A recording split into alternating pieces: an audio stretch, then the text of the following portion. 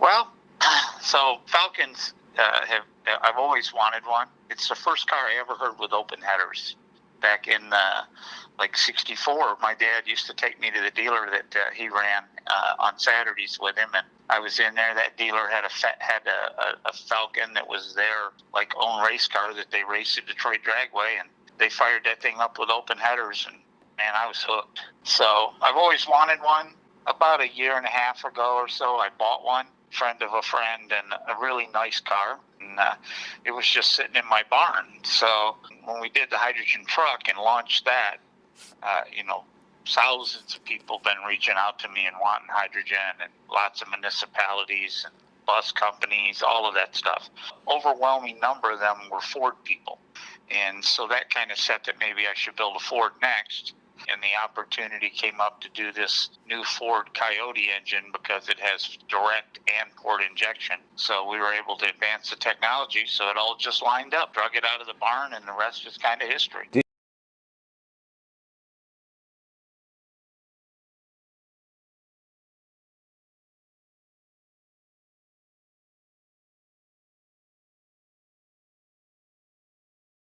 Did you make any changes to the car? The car's got a lot of changes, yeah. It was a really, really clean car, but it had a little rust in one quarter panel. Well, I knew I wanted to put big tires under it, so we took both quarters off of it, made wheel tubs, so it's got 14 inches of tub in the rear. Put that back on, filled some holes in. This was an actual Sprint, so it was their kind of sporty line, so it had some extra chrome and things like that.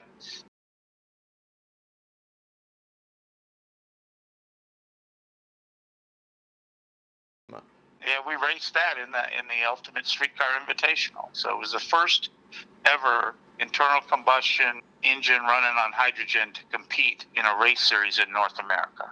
How cool is that? So we're really proud of that. It did really well. Aaron Oberle drove it for me, and he did a phenomenal job. I was a little tied up doing interviews and talking about the Falcon, and I did a couple classes. I know you recorded one of them for me, the technical sessions at SEMA, and so I stayed pretty busy, so Aaron got to drive the truck. So awesome. Tell me about the technology. All right. So in this, when we burn hydrogen, we talked about this before, that if you use a naturally aspirated engine and you inject the hydrogen, it physically takes about 20% of the volume of the port to move the hydrogen into the cylinder. If you do direct injection, where we spray the fuel direct into the combustion chamber, you don't lose that power.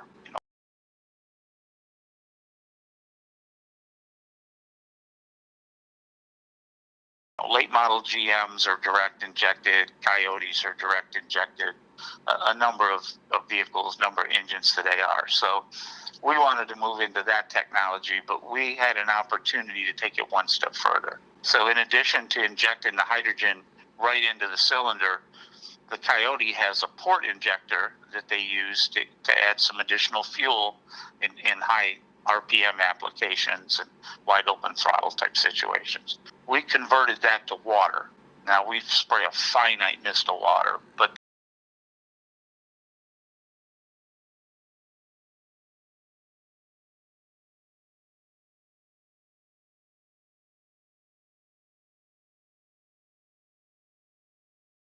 what that does is it allows us to control the burn rate of the hydrogen.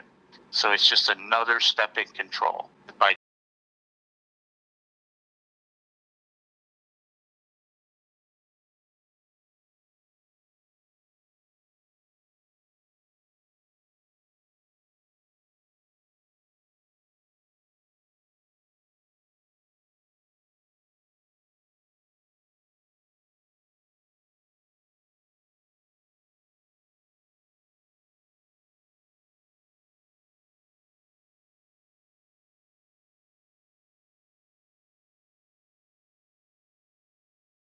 Doing that, it lets us make about 10% more power on hydrogen than the engine did on gasoline.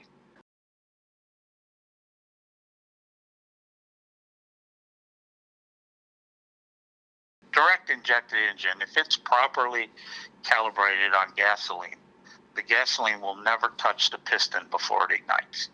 So you get a more controlled burn. And remember, in the past, we talked about flame travel and the size of the piston.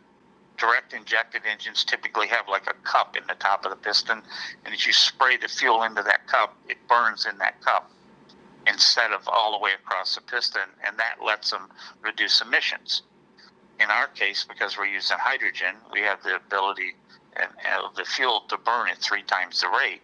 We use the water to more precisely control the time of that. So you get timing control by when you fire the injector.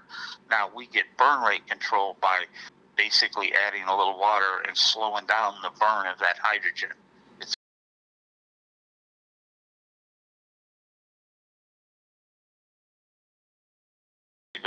it goes into that bowl. That's a big step. The other thing it does for us is because we have the ability to run more, to burn faster, we can raise the rev limiter. So in the case of our Coyote, our rev limiter is at 8,000 RPM instead of 7,000 where the factory put it.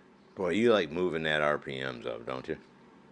Well, there's nothing better than an engine at full song. Yeah, there's always a point where the oil pan's not strong enough to hold all the parts in. But the Coyotes, they regularly turn them higher RPM. It's not, if you look at the factory stock versions that they race, they run those 10,500 RPM. Oh, right on. So, yeah, but they run Hemis at 9,500, but the 8,000 is not a stretch at all for the engine, and it just allows us to make more power. Man, more power is always awesome. Yeah, I'm a big fan of power. Right on. I want to make sure that it's around I want my grandson to be able to enjoy some of the cars that I enjoy. I think hydrogen's the way to do that.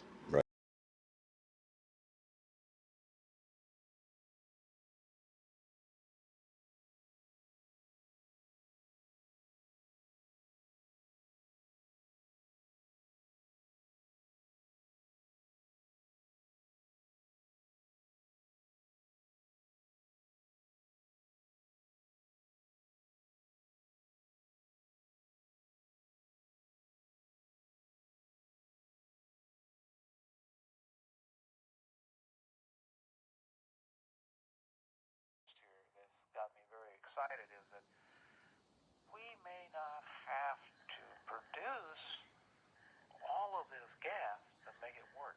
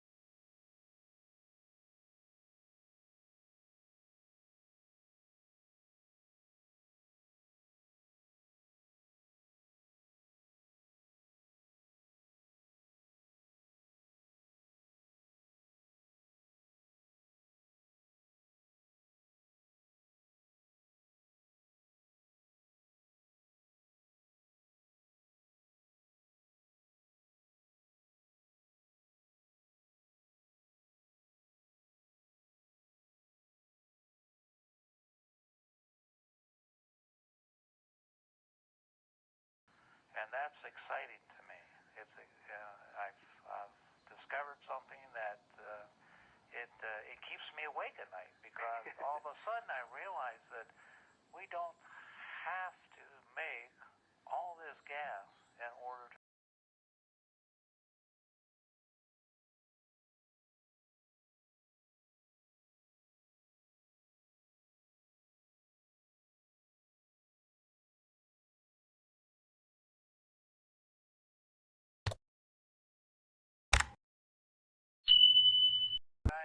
look at the tanks that they're using 5,000 pounds of pressure to get the power density into that engine and to get it to go 250 miles until you get another fill up.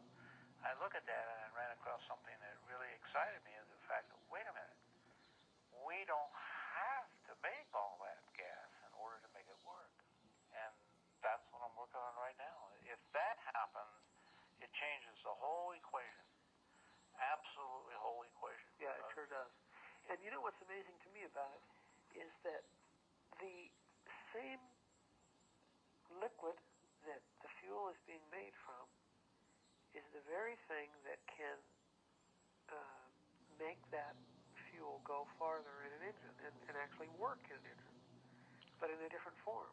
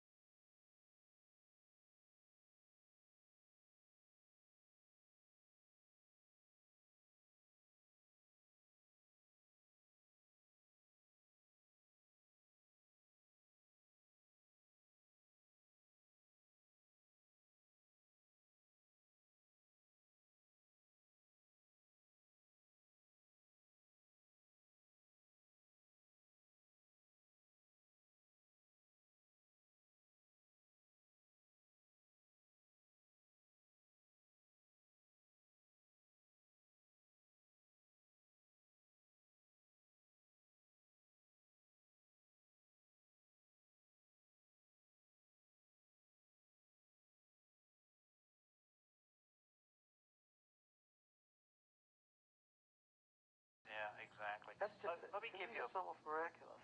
Let me give you a little food for thought for everybody out there. Okay, let's take some of the elements that are inside of an engine, and let's say, why can't we use these elements differently to make things a little bit better in the future? Let's take an example. If you take helium, for example, you can take 4 helium atoms and you can pump it into a carbon. And if you pump it into carbon, it'll become unstable. And that carbon will split. And when it splits, it's 10,000 to 1.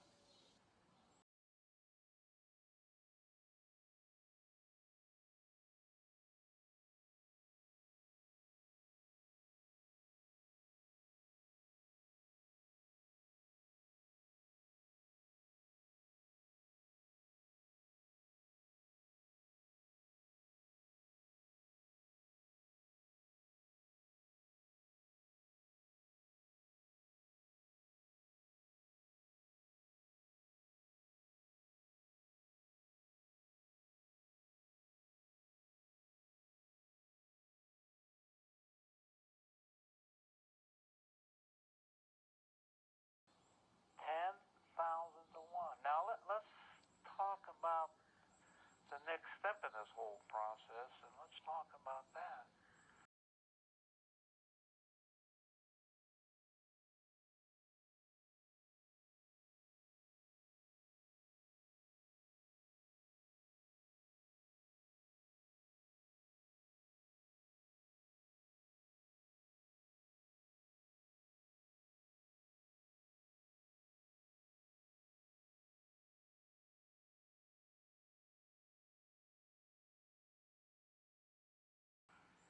Think about that. I never have.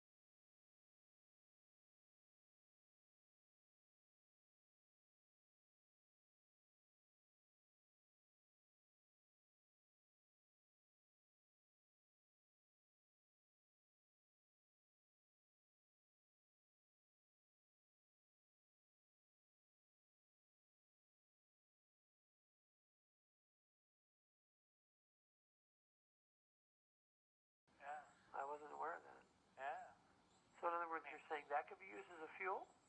Well, of course. We've got everything in a car. We got everything available right now to put together an incredible new concept with far-reaching implications and far-reaching power than we're doing today. That's what I see. That's what I understand. And it'll be amazing.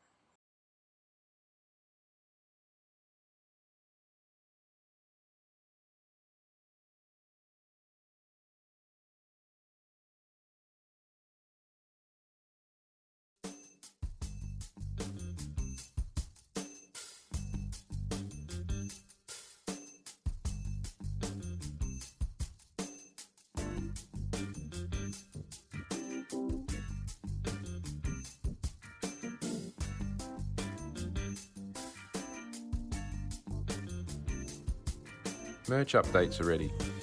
If you want to look good in the H2 hot rodding scene, and if you would like to pick up some hydrogen hot rodding merch, now is your chance. Please head over to our hydrogen hot rod shop. The link is in the description. Thanks. Alternatively, you can send me an email or join me on WhatsApp chat. The details are in the description. Let me know which things you like and what sizes you want.